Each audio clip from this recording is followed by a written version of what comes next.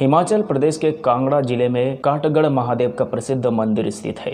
माना जाता है कि इस मंदिर में स्थित शिवलिंग दुनिया का सबसे पहला पाया जाने वाला शिवलिंग है। इसके साथ ही ये विश्व का एकमात्र ऐसा मंदिर है जहां स्थित शिवलिंग बीच में से दो भागों में बटा हुआ है, जिसका एक भाग मां पार्वती और दूसरा भाग भगवान शिव का प्रतीक माना जाता है। आइए जानते हैं इस मंदिर की पौराणिक कथा। शिव पुराणों में वर्णित कथा के अनुसार एक बार भगवान ब्रह्मा और भगवान विष्णु के बीच श्रेष्ठता को लेकर विवाद उत्पन्न हो गया और दोनों देवता स्वयं को श्रेष्ठ बताकर एक दूसरे का अपमान करने लगे।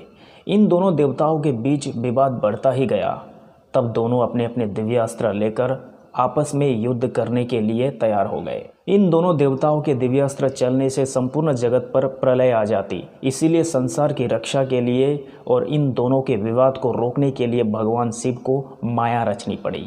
इसके लिए अचानक से ही दोनों देवताओं के बीच में अग्नि की ज्वालाओं से लिपटा हुआ लिंग आकर स्थापित हो गया। इससे दोनों देवताओं के दिव्यास्त्र स्वयं ही शांत हो गए। भगवान ब्रह्मा और विष्णु दोनों ही उस लिंग के रहस्य को समझ नहीं पा रहे थे। तब दोनों ही देव उस अग्नियुक्त स्तंभ के आदि अंत का मूल जानने के लिए जुट गए। भगवान ब्रह्मा ने उस लिंग के ऊपर और भगवान विष्णु ने लिंग के नीचे जाकर खोजना शुरू किया, पर उस लिंग या स्तंभ का आदि या अंत ना पा सके। हजारों सालों तक खोजने के बाद भी दोनों देवता असफल ही रहे। तब हार कर थके हुए वे उसी स्थान पर पहुंचे जहां उन्होंने उस लिंग को देखा था। वहां आकर उनको ओम की ध्वनि सुनाई देने लगी। ओम के स्वर को सुनकर वे दोनों देव समझ गए कि इस लिंग के पीछे जरूर ही कोई अलौकिक शक्ति है।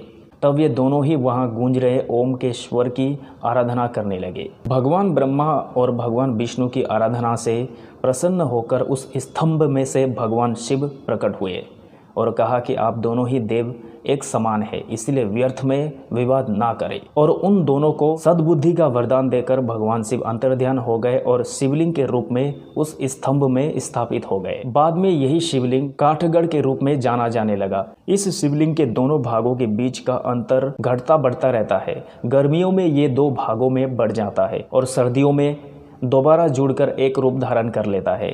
इसके पीछे ये मान्यता है कि ईशान संहिता के अनुसार ये शिवलिंग फाल्गुन माह के कृष्ण पक्ष की चतुर्दशी तिथि की रात्रि को प्रकट हुआ था। भगवान शिव का ये दिव्य लिंग शिवरात्रि के दिन प्रकट हुआ था। इसीलिए मान्यता है कि काठगढ़ महादेव शिवलिंग के दो भाग भी चंद्रमा की कलाओं के साथ साथ करीब आते हैं और दूर जाते हैं और शिवरात्रि के दिन उनका मिलन हो जाता है।